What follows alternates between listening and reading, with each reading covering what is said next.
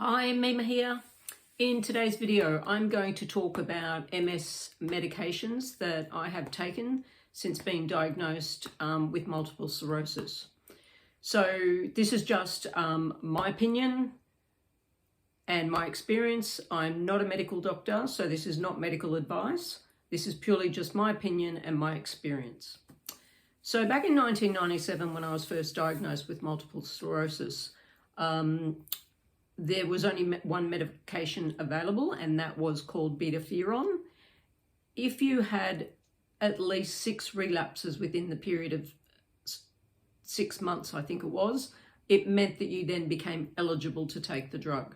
So I took beta-feron, that was the first one I was offered, and I stayed on that drug for roughly 17 years on and off. Now, in the first 2 years, I could barely get off the couch. I didn't want to go outdoors. I was suicidal. I was in pain every single day. As I was newly diagnosed, I actually thought that was the multiple sclerosis. I later learned they were all the side effects of me being on beta-feron. So for about the first 2 years, I hardly left the house. I was in pain every day. I was suicidal, and life was just not pleasant. So I stayed on the drug continually for the first 14 years, thinking I was doing the right thing, suffered from every single side effect that was on the box, and gave it up and stayed off it for 6 months, and then decided to go back onto it for 6 months. So I sort of went on and off it for the next 3 years, until at the end of the 17-year run, I thought that's enough. I just couldn't do it anymore, and I would rather live my life not being medicated. So I went off the beta-feron, and then I was offered Gilenya from my specialist. And with Gilenya, you need to be hospitalized for the very first dose. The reason being, they need to monitor your heart rate and how it reacts. So if in case something happens, you're hospitalized and they're there to look after you. My first dose went well when I was hospitalized, so I did go on the Gilenya just for a very short time. I experienced extreme chest pain one night when I thought I was going to have a heart attack, and my specialist told me that was a side effect of being on the drug. So that was my next decision, to stop taking Gilenya. After Gilenya, I was offered Tecfidera, so I actually went on to Tecfidera as well, stayed on that for a little bit, probably just a few months. I was experiencing flushing, extreme hot flushes, gastrointestinal issues, liver and kidney problems, and again, that was enough for me to stop taking Tecfidera as well. So along came the next option. So the specialist said, well, we've tried everything else. I think the only option that we've got now is Tysabri infusions. And he said, most people do really, really well on Tysabri. They don't have side effects, so you'll be fine. Now with Tysabri, there's an option of having a monthly infusion or a 6-monthly infusion. And me understanding my body, I suggest that we have the monthly infusion because I did not want to wait 6 months if I wanted the drug to be coming out of my system should I have experienced side effects. So I went on the monthly infusions. I was on those infusions for roughly 3 months when I went out with a friend one day and reacted really badly to something they said. It took me by surprise because I knew that that's not my behavior normally, and I was being really rude. I then rang a family member and asked the family member if they had noticed any changes in me, and they quickly said yes, they had. My personality had completely changed. I'd become judgmental. I was really rude.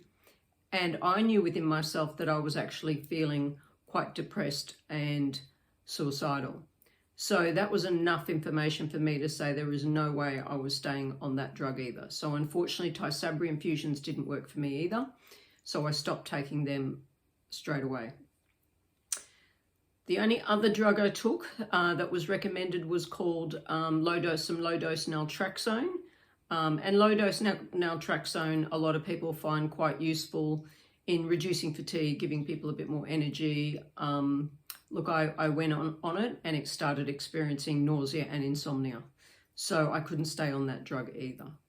So look, that was my experience, and I don't know whether it's me and my body's susceptible to taking medications and that I tend to experience the side effects of all these drugs, or whether it's just that I'm more aware these days of what to look for because I now know in the periods when I wasn't medicated how I felt, and I actually felt quite well because I wasn't in any pain. So I've made the decision not to be medicated, and I haven't been medicated now for probably about 4 years. We've tried everything that we could, so my specialist understands that it wasn't that I was just rocking the boat. He understood I gave everything a go and that I was experiencing all of those side effects, so he understood why I didn't want to be on the medications. So since then, I've done a deep dive into the other side of health, being natural health, which actually makes a lot more sense to me now. And it's also made me think back to taking MS medications, or any medications for that fact. I mean, I now think about medication and I don't know any medication out there that actually cures. I know medications suppress symptoms. They might make you feel better for a little while, but they never get to the root cause, and they all have side effects. So I've become someone who doesn't want to be on any drugs of any kind because it doesn't make sense to me to suppress your symptoms. So obviously I did the right thing back then because I didn't have any other knowledge. All I knew was how I was raised. I went with Western medicine. I trusted what I was told, and I did all the MS medications thinking that that was the right thing that was going to heal me. But I now understand that there are no medications to heal multiple sclerosis. The only medications that you are given are actually to try and reduce the symptoms or reduce the episodes and relapses. So I sit back now and I think to myself, well, how was that study done for all of those medications? Because with all of those medications, there's a percentage with all of them where they say, if you take this drug, it will reduce the number of episodes that you would have had by this percentage. So how was that measured? I mean, to me, there are too many variables. You can't get 8 people even, or 10 people together, give them the same drug, and say at the end of the testing period, oh, well, okay, you were all going to have 10 episodes or relapses this year, but in fact you only had 5. I mean, nobody knows that. We're all affected in a different way. So you can either get affected by toxins, you can get affected by food, you can get affected by stress. So there are different stresses for everybody. So in my mind, I don't know how those trials were done, and those trials don't make any sense to me. So for me, it's not logical in my mind how that was measured and how those trials were done in a way that could actually guarantee and know that it was going to reduce the number of episodes that any one person would have. So for me, MS medications are out, and I will not be taking any MS medications again. So that's my experience. That's my opinion. I do take supplements, and I'm going to be doing a series of videos, which in each video I'll talk about the different things that I have done to help with my multiple sclerosis, and again, just give you my experience and my opinion. Well, good health to you all and love to you all, and I'll see you in the next video. Bye.